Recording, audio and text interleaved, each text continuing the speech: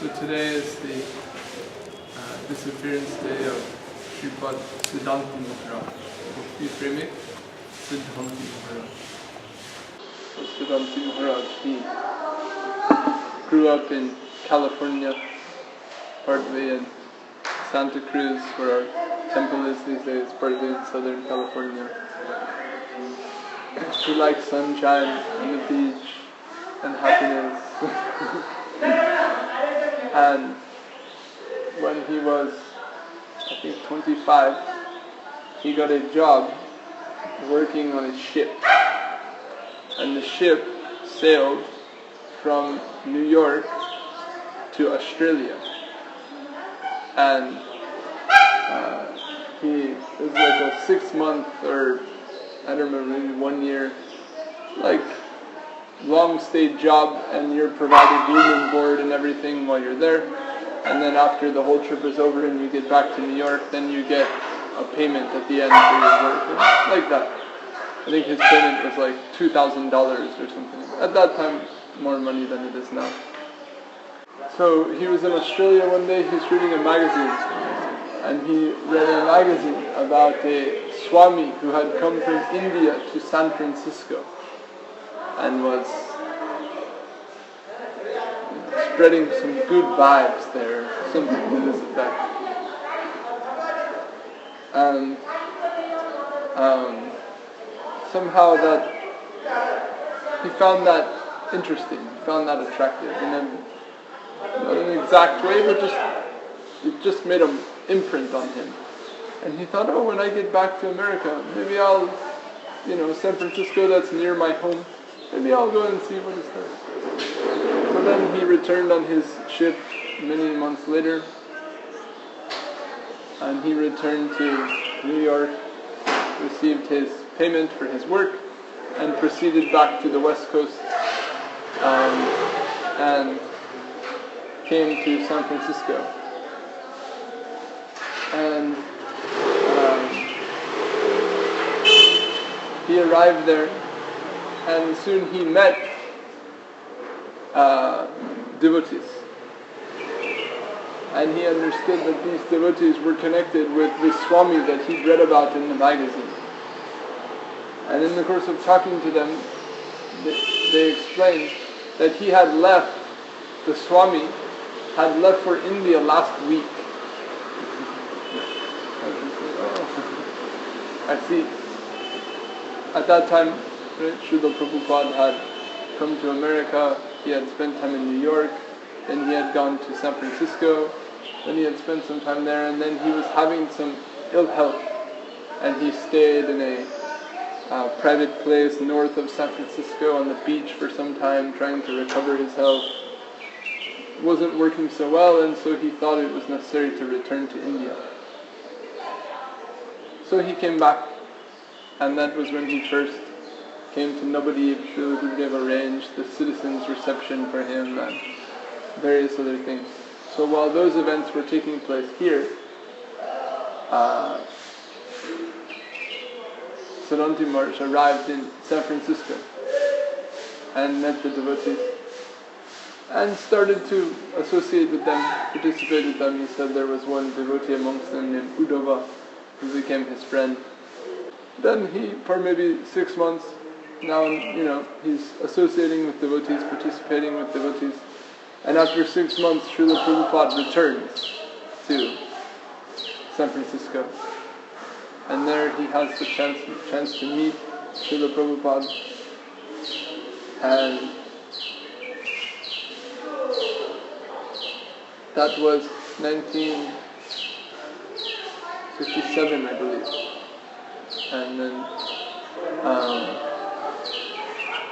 Srila Prabhupada remained there for some months, and there's some of that famous picture of him sitting at the base of Hippie Hill in San Francisco, chanting Hare Krishna, surrounded by, and Siddhanti Maharaj is there in the picture, and was taken at that time.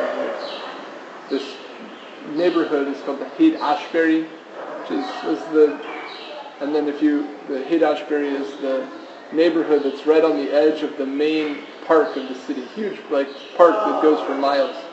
And right on the east edge of the park, leading towards downtown, the main thoroughfare from the park towards downtown, right at that near it there is Hirashberry.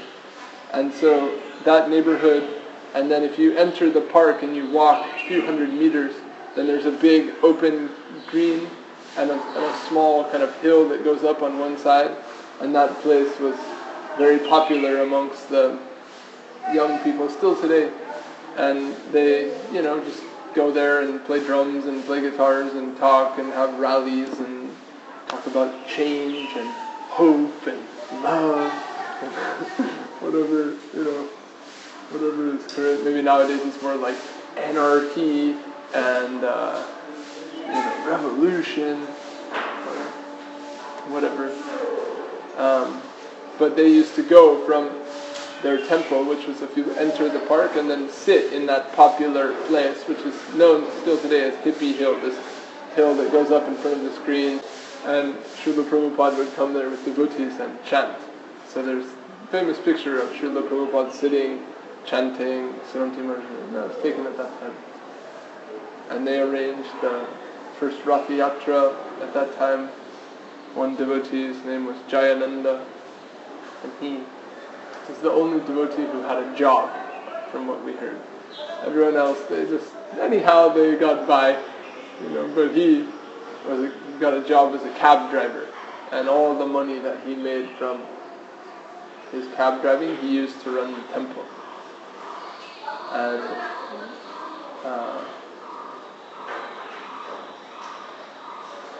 then Srila Prabhupada was there, they wanted to make a Rath Yatra, so then they were having so many plans and arrangements to make the Rath Yatra, and Siddhanti Maharaj was involved, and he was initiated. He was within the first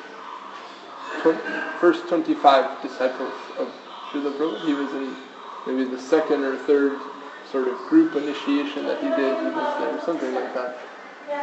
And he was little bit older than others. More of them were early 20s. He was like 27, 28, like a little bit older. And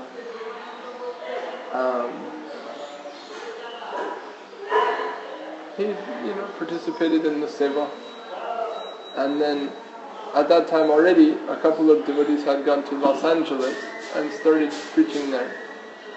And then from the preaching that was going on in Los Angeles, then two new persons came up to San Francisco to meet more of the devotees and meet Srila Prabhupada. And their names became Tamal Krishna and Vishnu Jan.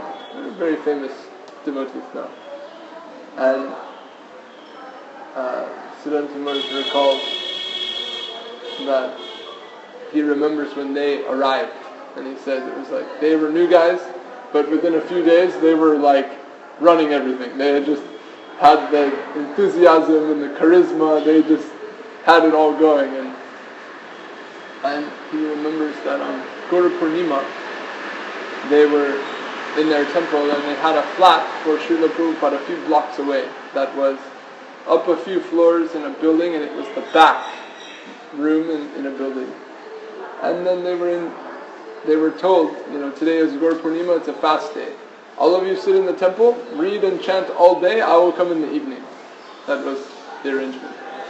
So the devotees are chanting, reading, talking, going on, but Siddhanti Maharaj said he was struggling, as were many others, and morale got a little low.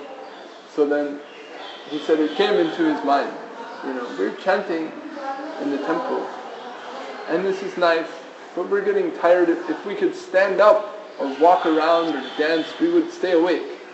And this chanting is so nice, why don't we go out and chant so other people can hear us? This thought came into his mind. And so he voiced this to Jayananda or Tamal Krishna, I don't know, whoever else was there. And they said, oh no, we don't chant outside the temple. We've never done that. And Siddhanti Maharaj said, why? People may beat us up or people may be offended. We don't want to cause a big problem, like going around, walking up and down in front of people's houses and shops. Who knows what they'll do? Oh, we don't know about that. And Siddhanti Maharaj said, "Oh, come on, let's just try." And some people were against it, some people were in favor of it, some discussion went on.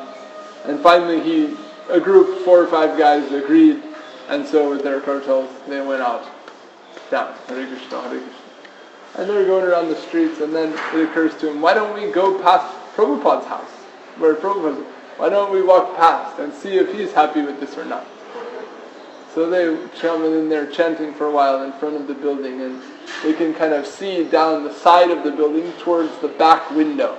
And they're all like watching the window, see if he can hear or if he does anything. And after a little while, they see he sticks out and he waves. And then Siddhanti Maharaj is like, yeah, he's happy. And so they chant their way back to the temple. And later Prabhupada comes to celebrate Gaura Purnima. And then that weekend or the next day or thereafter, right, they thought, well, if we can do it here, why don't we go to Times Square? Or Union Square, the main central area of San Francisco. Why don't we go and chant there? There's thousands of people there riding the cable car. So then they grab people and then they start, and then this way some kirtan began. This was, so we can say that Siddhanti Maharaj led the very first ever Nagar Sankirtan in the west of the devotees. He recalled this story, very in his humorous, humble way. And thereafter, these 2 well-known devotees, Vishnu Jan and Tamal Krishna, they were very strongly every weekend going out, or every day, or I don't know, often to this downtown and bringing people and chanting, and soon it was photographed and put in the newspaper, and the more and more energy started to come.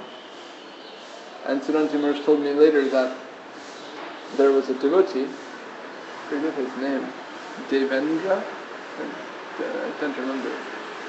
But he was the son of an editor or a printer of the San Francisco newspaper. And so the newspaper is a big part of their life, right? And one day he sees this coverage of this chanting, in the newspaper.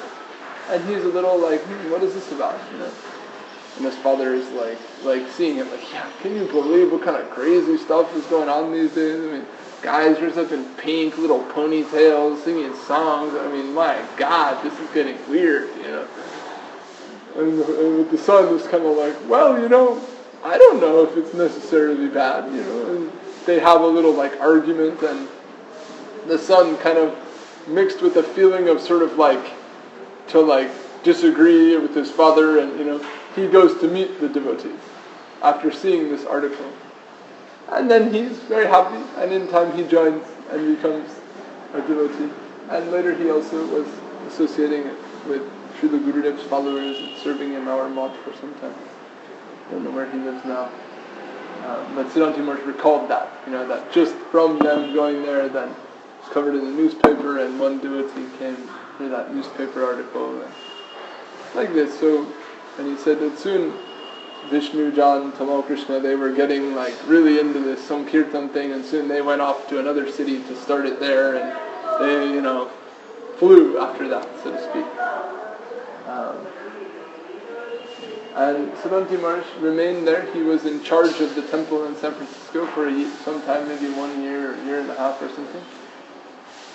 And then in, I don't remember, 70 maybe, Srila Prabhupada wanted to bring a group of devotees with him back to India and preach in India. So Siddhanti Maharaj accompanied Srila Prabhupada at that time. And so he went on. Srila Prabhupada came before that with 2 devotees when they stayed here, but not kind of extensively touring or anything, but when they went back in 70 or 71, it was big. They had, front page newspaper coverage, huge billboards advertising their programs, pandals in Bombay, Delhi, Calcutta, 5,000, 10,000, 20,000 people in the audience. This was the most sensational time when it was hitting the Indian society that young Western people were embracing the Hindu, quote, Dharma. This was a huge sensation. And Siddhanti Maharaj was part of that tour, and chanting in all the kirtans, and sometimes he would speak, in the programs. And there's one very beautiful picture of him as like a young man, very thin, you can see his ribs poking out, and he's got the mic talking, and then in the background of the picture you can see Srila Prabhupada sitting on his Vasasan, like he's next to Prabhupada speaking to a crowd. Very nice picture. And so he, was part of these wonderful pastimes, this very early, joyful, exciting, wild era. And at that time he got very sick. He got I don't remember, it was tuberculosis or some pretty serious disease while he was in India. And he had to come back to America for some time. But seeing that, Srila Prabhupada was so pleased. And he thought, look at this young man, he's given up everything, dedicated his life to this path, and now he's undergoing such suffering simply for this cause. And he was very pleased. And there's one letter where he writes to his other devotees, and he mentions, his name was Chidananda Brahmachari, Chidananda Prabhu at the time.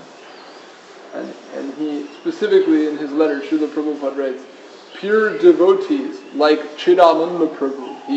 Srila Prabhupada, refers to him as a pure devotee.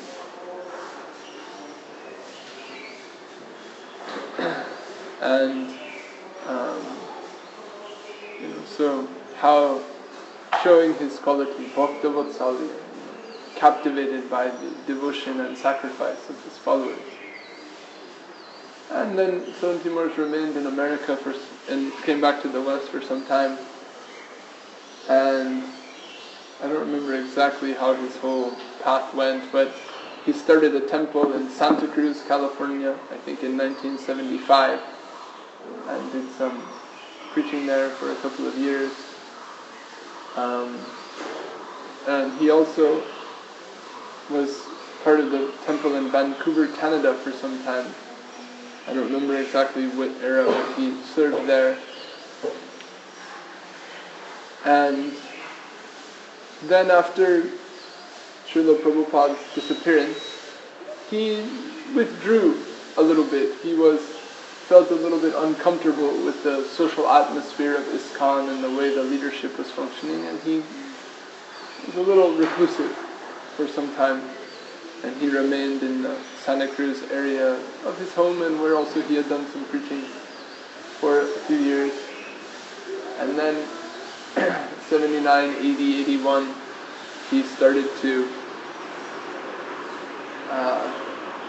hear about Srila Sridhar Maharaj, and heard tapes of Srila Sridhar Maharaj, and heard Prabhupada's statement recommending devotees to take guidance from him. And he was touched at heart by the tapes of Srila Sridhar Maharaj, and he felt, here is another Vaishnava of the caliber of my Guru Maharaj, of a great, this high standard.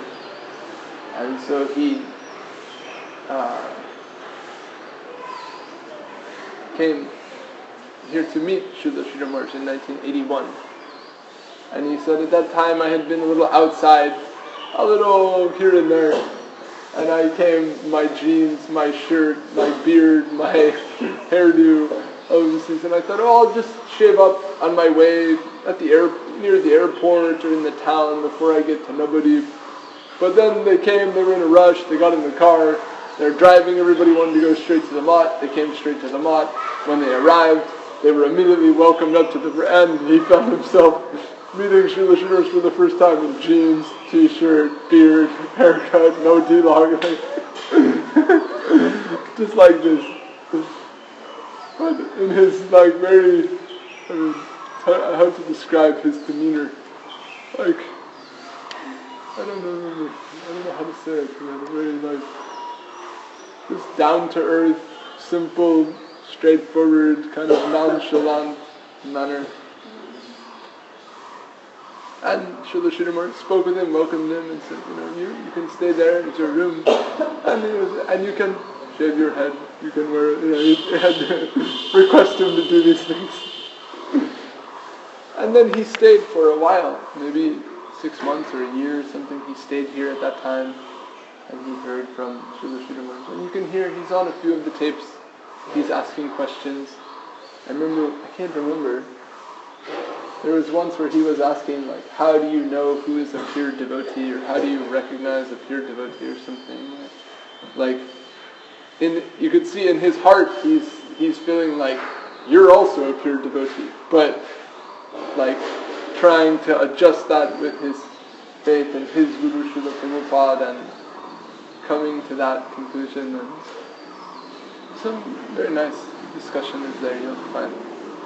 And he stayed here for some time, and then he returned to America, and I think 2 or 3 times he came in the 80s and visited here, stayed for some time.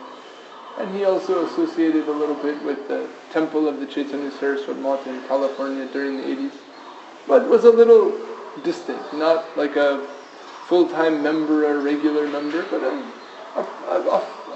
well, a friendly member in a general way. And this way he spent the 80s in the association of devotees of our mat, hearing Srila Sridhar Maharaj. And then once Srila Sridhar Maharaj departed, then he came to visit Srila Gurudev, and he had very good connection with Gurudev. And from very early, 88, 89, Siddhanti Maharaj came and he stayed here more than a year straight. In the very early time when the mat was very empty, little rocky period, then Siddhanti Maharaj stayed here full time. He was, other than Madhusudan Maharaj, I think the only other Westerner who stayed as much in that early period when there was a great necessity. And he lived here from that time, and from that time he had very strong connection with Gurudev. And he would,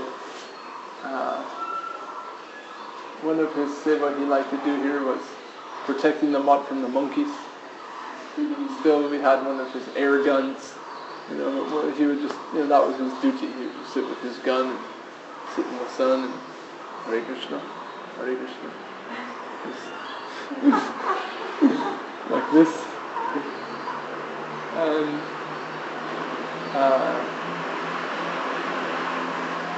then he was here in those early days, 89, 90, 91 and things, and then when Srila Gurudev started touring the world, then he brought Chidananda Prabhu with him. And I think Chidananda Prabhu went on probably more world tours than anybody else. I think so. I mean, I don't know an exact figure, but I think so. He was probably present at more locations, more times around the world than anyone else with Gurudev. And there's people have many wonderful stories about that. Was it South Africa or Fiji? The one where Gurudev waited for him at the airport? Anyone ring a bell with anyone? No? I can't remember where that was. There was one place where Srila Gurudev was coming and Siddhanti Maharaj was coming on another flight, like a little bit later. Gurudev waited at the airport for him. Like, I don't want to go without him, let's wait and receive him.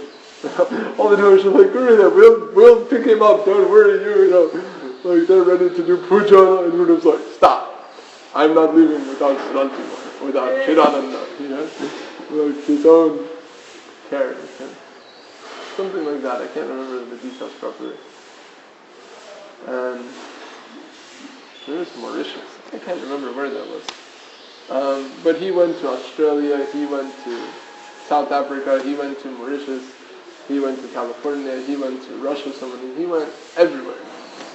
And was always with Gurudev, and his presence was always in a very supportive and encouraging capacity.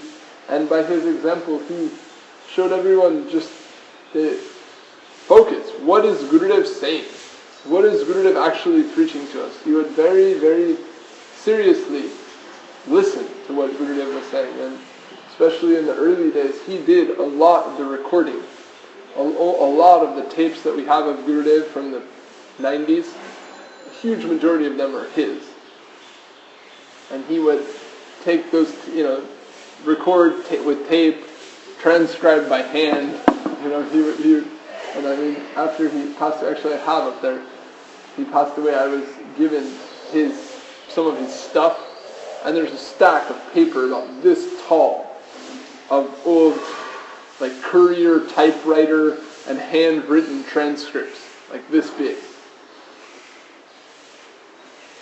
And he really had very deep faith in Gurudev and great care and attention for his message and what he was teaching and trying to instill in people. And I think a lot of people were encouraged and came to give more attention and appreciation to Gurudev through Siddhanti Maharaj's example. And we all know that he loved kirtan. He loved kirtan very much. But contrary to others who are sometimes famous or well known for their love for kirtan, he was not so much of a musician, let's say. with all affection and respect, it wasn't the musical aspect of kirtan that was his strength, but it was the name. He was into the name.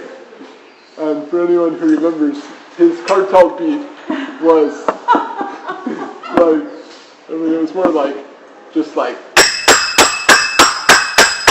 straight hard the whole time. Like, even when other people are, you can't even hear that. It's just clang, clang, clang, clang.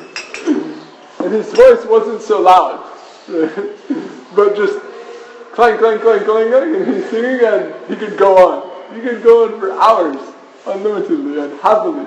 And he was very tall, right? He was like 6'6" or 6'5", and he wasn't like a wild, wavy dancer. He was a jumper, He was just straight up and down, jumping and clanging. Jumping and boom, 2 hours, 3 hours, he could just run. And you couldn't stop him. It wasn't like he's in the mood today. It was just, that's how he was, always. And he had so much enthusiasm for kirtan. As we began, he's one of the first people starting some kirtan, Nagar Sankirtan in the Western world. And until his last days, he had great enthusiasm for kirtan. And around the world, on the world tours, he would inspire the devotees wherever they were to do kirtan. Some countries people are shy, or we don't do that here. He would do, and he would make them do. I heard one story about Italy.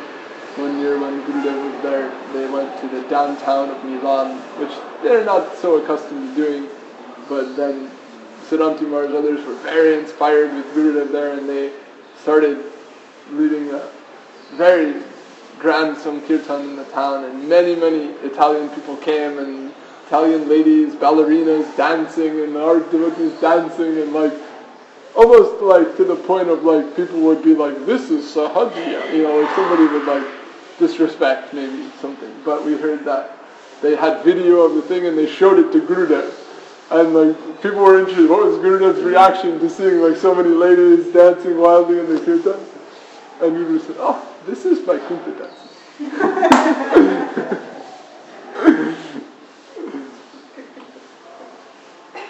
And in Russia also, we had many kirtans. Everywhere every place you go, everyone remembers his kirtan.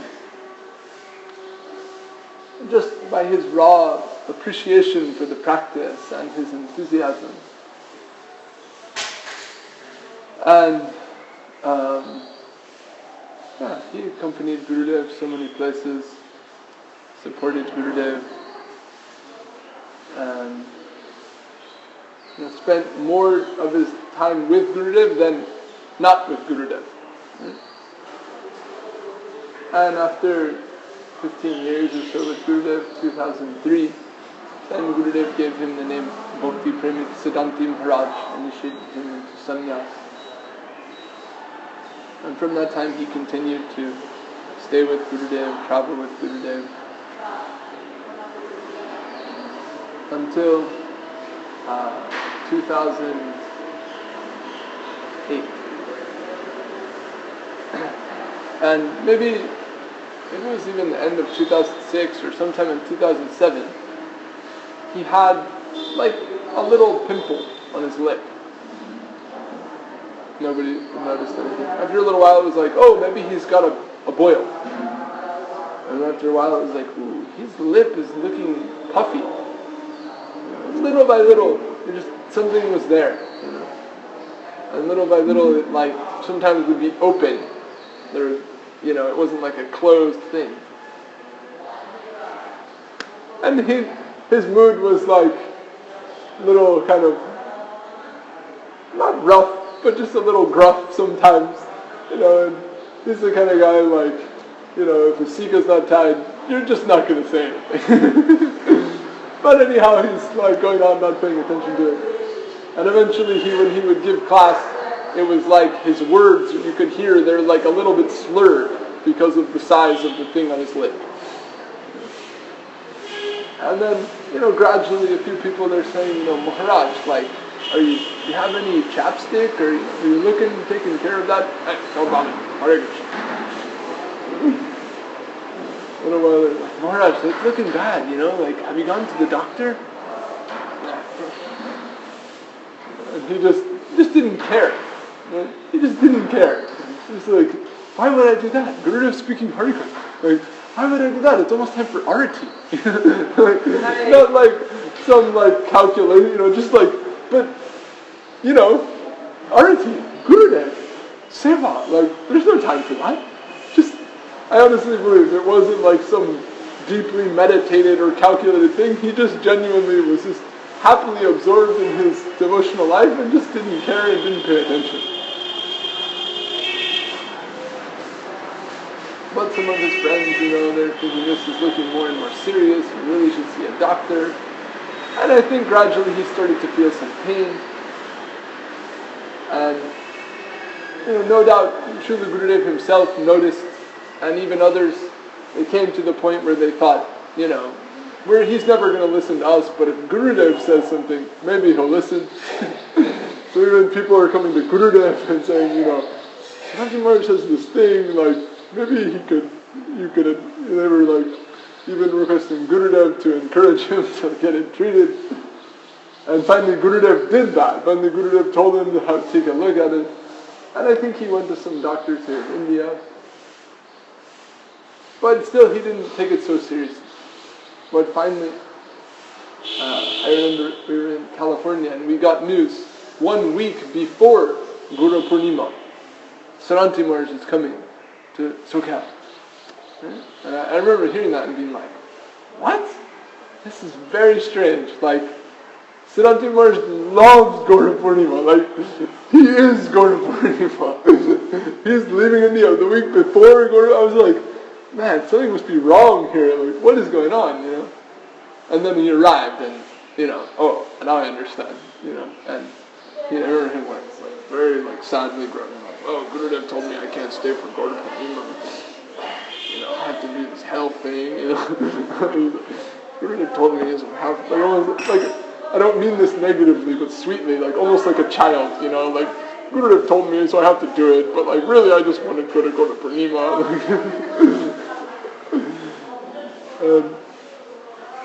But Gurudev told him, go back to America and take care of your health. As Gurudev advised many of us, right? You always say, take care of your health. So from that time he sought treatment in California, and it turned out to be cancer. And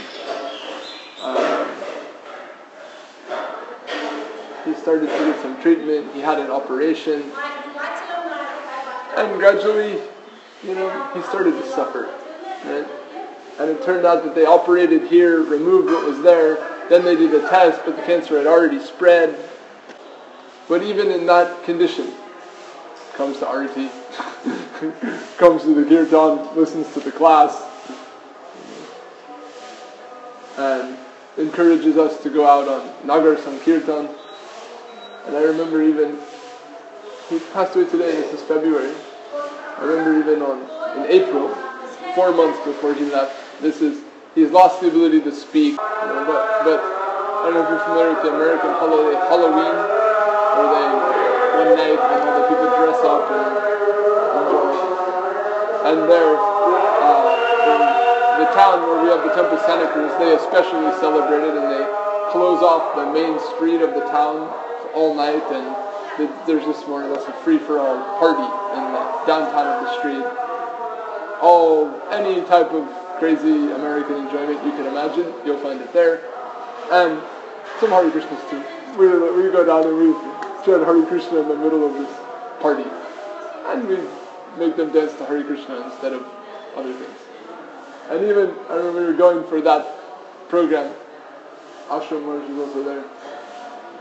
And Siddhanti Maharaj is like, I'm coming too. And the devotees were like, no, stay home. Siddhanti Maharaj is like, I'm coming, And he's even driving himself in the car. The people are like, no, you can't drive. And he's like definitely swerving as he drives, He drove himself to that program, and at the end of his life, he was like so enthusiastic for Kirtan, and always encouraging us. And even during the period that he lost his voice, and this is a few months earlier when he had going in this state, lost his voice, still he would say to me, okay, you arrange the Kirtan, I'll be your driver. You call the devotees, you get there, if you need a ride, call me. And literally, sometimes it was like, Maharaj, I need a ride. And he'd like drive us to the Kirtan. He was so enthusiastic. And all of that, it's that way. And then I remember one day, a little after that time, like December of that year, one day, evening time, I'm doing the Kirtan in the temple. And we have small temples, skeleton crew, many days, just one guy chanting songs. And that night, I'm there, I'm alone, I'm chanting the songs. And then someone calls the cook, the phone rings, hear the phone ring, someone comes, Siddhanti Maharaj is calling you. And Siddhanti Maharaj and me sometimes, many years, many days, we're just me and him, we're in the temple doing the program, that's it. So he knows perfectly well who's in the temple, whether it's empty, who's doing the program. Even in this, he would always see, is someone doing the Kirtan? Who's doing the class? He was always taking care of that. But then one day, he is calling me out of the program. And I know that he knows that there's nobody else there to do it. And I think in my mind, whoa, this is strange. This is very unusual, But I go and I see. And this time, he's lost his ability to speak. So he had like a yellow notepad, and he would write his notes on paper, and you would read what he said, and then you would speak to him, and then he would write what he... So I come there, and he's in his room, and he's in like a serious mood. And I sit down, and I'm like, Maharaj, and he starts writing, And, he says, I'm dying. I'm going to die soon. I mean, he would say many times, like, I'm going to die. And during these last 2 years that Gurudev sent him back, he was always thinking, I want to see Gurudev again before I die. And even when he left India, he had a ticket to come back. And then he extended it 2 months. And then 3 more months. And then 2 more months. And so he's coming like, I'm thinking to extend my ticket again. And I'm looking at him like, Maharaj, come on. I don't think this is going to happen. No, I'm going to see Gurudev. For the last 2 years, it was always okay, 6 more weeks is my ticket. I'm just going to get this done and I'm going to go back. And he was living with that hope always, But then finally, this is December, so 2 months before today, calls me in his room, I'm dying, I don't know if I'm going to get to see Gurudev again. I'm like, whoa, he's never said it like that before. But if I die, I won't be able to do Gurudev Seva anymore. And it's not right for anyone to leave Gurudev Seva. So I need permission from Gurudev to die. This was his conclusion. So he's writing on here. So now we're going to call up Gurudev, and you're going to write, you're going to speak, I'm going to write, and we're going to get permission from Gurudev for me to die. This is the matter of the evening. And I'm like, whoa, whoa, Maharaj, okay. So then it's like, Ashram Maharaj, he's on guard duty with Gurudev right now. I know. I emailed him and I called, and right now Ashram Maharaj is empty. So we're going to call Ashram Maharaj. Ashram Maharaj is going to make this one to Gurudev, and you're going to tell my this. Okay, Maharaj. Write it down. And then he's very carefully writing his notes. Then we called up Ashram Maharaj. Ashram Maharaj answers the phone. Gurudev's taking prasadam right now. Okay, we'll call back in 15 minutes. Thinking, talking to 15 minutes later. Gurudev's washing his hands. Okay, we'll call back again. Oh, Gurudev, sounds like he started taking a bath too. Okay, we'll call back again.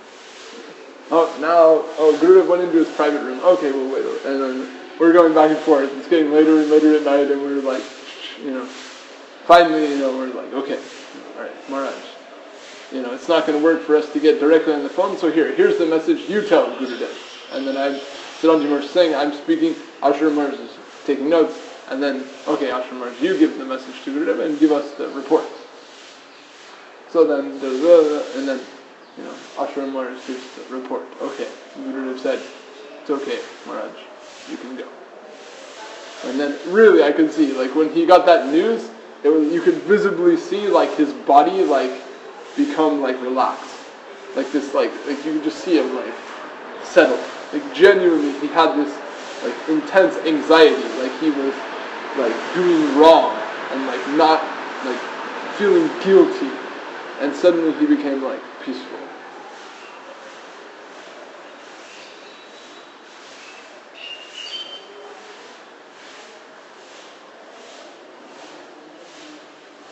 And then, that time,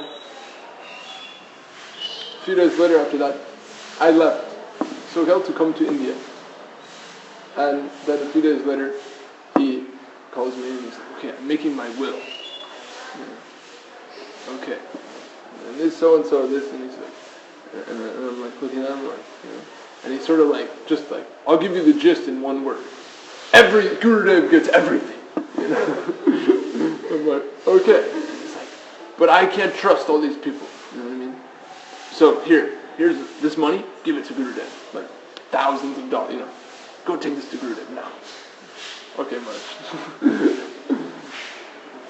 So, and then they made this arrangement with his will. Some devotees signed, and he willed all of his money to Gurudev. He had some trust fund, some inheritance, and a large sum of money that he had used to serve Gurudev over many years, and he gave every penny of it to Gurudev. Brother, family, nothing. Gurudev. And he even wanted his clothes, his everything goes to Gurudev. He was trying that, and finally the devotees talked him out of it. Okay, Maharaj, come on, okay, fine, he allowed his computer, his chutter, his hat. Okay, you can give that to few devotees here. Fine. But he was intense. Everything belongs to Gurudev. Very strong. And I remember then I came with his donation. And that time, Gurudev himself was calling and inquiring about the health of Siddhanti Maharaj. And then I came and I gave, Siddhanti Maharaj's message to Gurudev and donation to Gurudev and explained what was his condition. And it was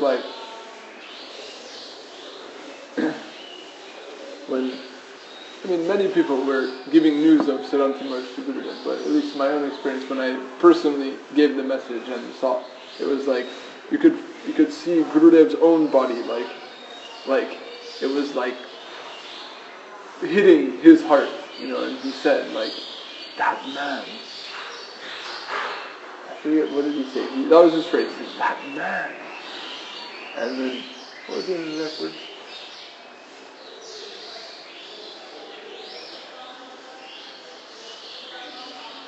I don't remember, I can't recall properly, I have it written down somewhere, but he said something like, what he is doing, it is impossible. Something like that. How extremely devoted he is to me, I can't even believe it. Something to that effect. And just by his like mood and the way he like you could feel like it was like, I don't know if this is the proper word, but like humbling to him, like oh my, like it was so strong and made such a strong impression in his heart.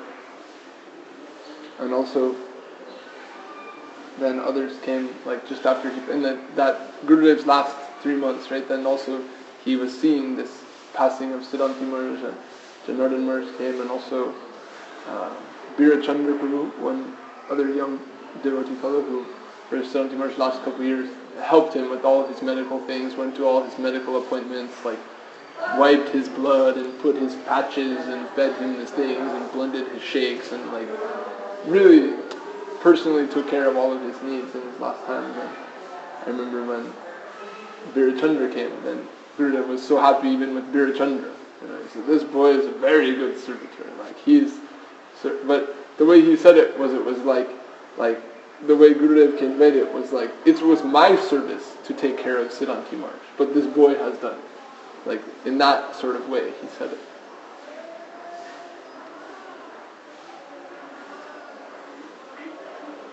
And then, so I wasn't there when he passed away. This February, so I was here when we got that news. But I heard it was like maybe 9:45 in the evening. He's just in his bed that evening, and just through. And they had a big festival there and commemorated that.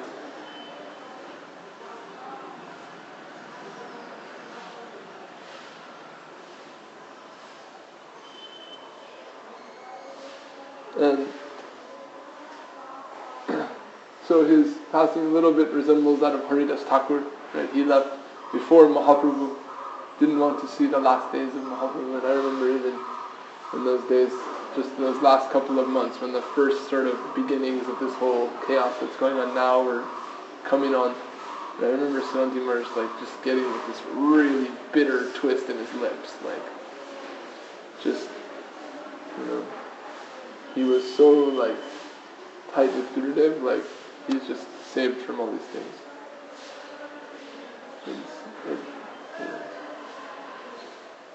Like we heard from Sripad Charjavars, one time Gurudev said to him, like many years ago, so there's two people who have too much faith in me. This Bengali too much means so much, and the rest of the world's English, right? He said, Chidananda and Shrudashrama. They have too much faith in me. Right? And interestingly, right, they're the first two, so to speak, of Gurudev's entourage to withdraw after him.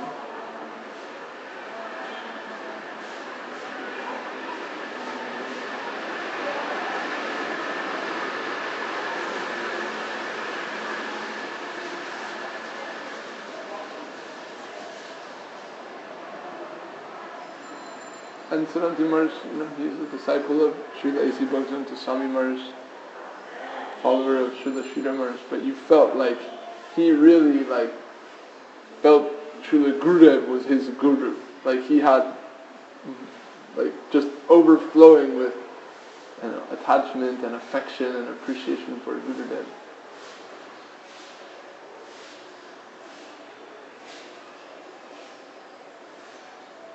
And we know how happy Srila Gurudev was with his book, Religion of the Heart. And I remember once even myself seeing Gurudev reading the book and holding it and turning it aside and being like, this is a miracle. And part of it, with the desire to praise Siddhanti Maharaj, right, was also many people, like Gurudev himself was like, I am so surprised this book has come from Siddhanti Maharaj. Because Siddhanti Maharaj's scholarship was not his expertise, right? If he's quoting a sloka, there was maybe, it wasn't pronunciation or exact syllables, that wasn't his emphasis or his focus, And if you heard him talk, you wouldn't maybe externally immediately understand the depth of his appreciation or realization. It was a little bit covered by his sort of external way. So when he came out with this book that, captured so much of the spirit and mood and emphasis that Gurudev had, right? Everyone was so happy, and not in an affectionate way, we say so surprised to see that it came from, joyfully surprised and appreciative to see it come from Siddhanti Maharaj. And it was like a testament that love, affection, appreciation, when you have those very strong, anyhow the scholarship part will just work out. It was like, you could see that, like somehow by divine arrangement, the whole scholarship aspect, somehow it just came together. And what he really felt and loved and had in his heart came through. And after that, he wanted to make another book. And then when he first came back to SoCal in 2008, he came to me and said, I want to make another book of Gurudev. And he asked me to help him. He said, I'm starting to work on it, and you can... I said, sure, Maharaj, I'll be happy to help you. And then 6 months went by, and he's getting more and more sick, and he didn't get any work. And after 6 months, man, nothing's happened on the book. I got to start working on it. Help me with that. I said, of course, Maharaj, just tell me what to do. Another months went by. He's dying. And then after maybe 9 months or 1 year, he said, what about this book? And then he's saying, I'm just too sick. So he said to me, okay, you write the book and I'll edit the book. First he's like, I'll write the book and then you help proofread the book. But after he's too sick, he says, okay, you make the book and then I'll fix it and edit it and check it and everything. I said, okay, Maharaj. And then I came to him and I had, here's this material, that material, this, what do you think? Should we use this? Should we use that? Just give what do you want in the book and I'll start to compile it. He never did anything. A few more months go by. Again, what happens with this? Wow, I'm so sick, will it happen? I don't know. And then he tells me, okay, you just make the book, whatever idea you have, just try your best and I'll check it at the end. Okay. And then I'm thinking what to do, and then I got the idea to make it about the Dashmul Tattva. So I came to him, I said, Maharaj, this is my idea. Showed him the lectures of Gurudev I was going to use, the concept coming like this, I said, and he was like, he said, that's very ambitious. It'll be very hard, and if you can do it, it'll be very good. And I said, okay, Maharaj, I'm going to try. He said, okay. And then that last months of his life, then I was working on the book every day, and then after I'd make a couple of chapters, then I would go and read them to him. And the first couple of chapters he's listening, and this, that, few things. And then when I left, I had maybe 5 chapters done. And a few days before I left, I read him the last 5 chapters. He was like, this is perfect. It's better than I could have done. Finish, do your best, go on. He said like that. And then, I kept trying. And,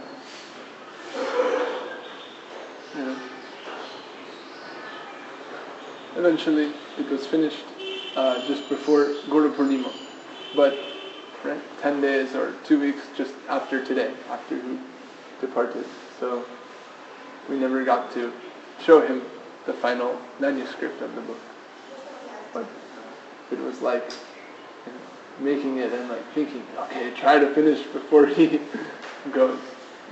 We didn't quite make it. But anyway, so I say these things really for the purpose of, attributing credit where credit is due, right? That this book revealed truth, really, it would never have come about without Siddhanti Maharaj and his blessings and encouragement and request and everything. So I consider it a work of his, or at least, something to be credited to him.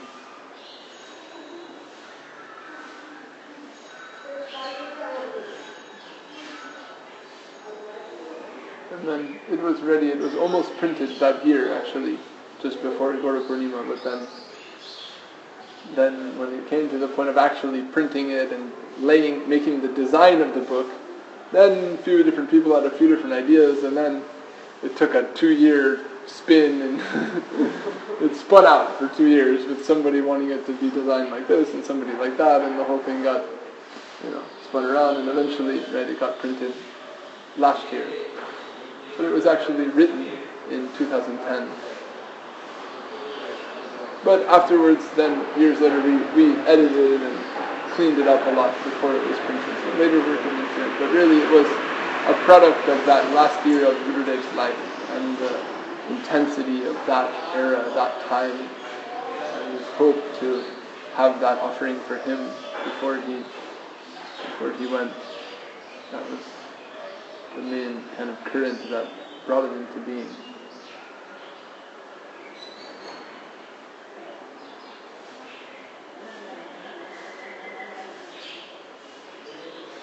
So, we're also blessed to have had Siddhanti Maharaj amongst us. Right? His gift of religion of the heart and by extension revealed truth. Really, by extension we can say that so much of Gurudev's wealth and mood and Siddhanti we have because of his example, his encouragement, his instructions to the devotees. And he was always very affectionate to newcomers. He was always very eager to encourage new devotees and sort of protect them from the various pitfalls or difficulties that come along in the course of communal life. And even, I remember, even in his last couple of years when he was sick, there was one period where I met two guys, like, just raw bums off the street. I mean, I'm walking down the street one day, and there's two guys sitting on the street, and he's got a stick, and on the end of the stick is a string, resembling like a fishing pole, and on the end of the string is a cup, right? Like as if he's fishing, right? And then like people are walking by, and he's like holding the cup. like these type of guys, right? And then I'm walking by, and they're fishing at me, and then I come and I, brush aside the cup, hand them a flyer, preach to them, and they come to the program that we had at the time downtown, and then they're like, yeah, this is great, we want to join you, after like 10 minutes, and then, are they hungry, do they need to get out, whatever their motivations were, it doesn't matter, but they were like, yeah, we just want to join, like, just take us wherever you live. And then, but anyhow, I convinced the people at the temple to give them a chance. And so we scooped them up and we had these two guys in the temple. And they made it, like 2-3 months they lived actually and did some seva. And Siddhanti Maharaj was like, did they get prasadam today? Were they in the temple? Like he was like trying to protect them. Anyway, they eventually left of their own accord. But even people like that, Siddhanti Maharaj, even in his last days, was like trying to, look after people like that, and had hope that they would, even what Srila Gurudev referred to sometimes as the filter, make it past the filter.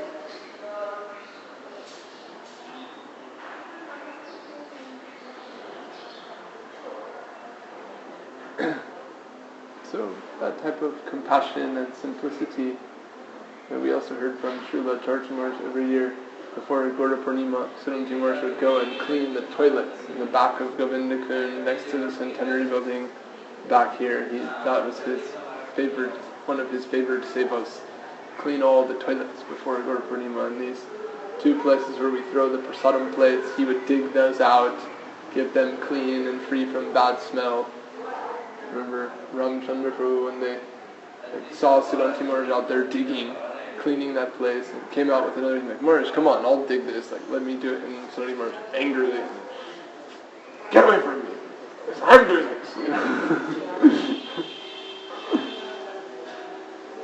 So, the whole spectrum, practice, preaching, example, affectionate dealings, good connection with Gurudev, higher grace, so many wonderful aspects of the Vaishnava found in him. So today is his disappearance day, and I believe even it was brought to Srila Gurudev's attention and put in our Punjika by Gurudev himself. Right? Gurudev would want us to remember him on this day and speak about him.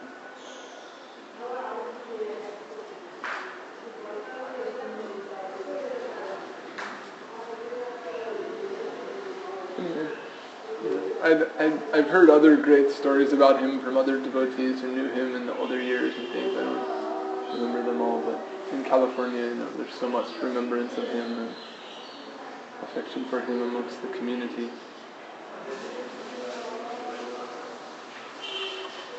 Hare Krishna. I'll stop there.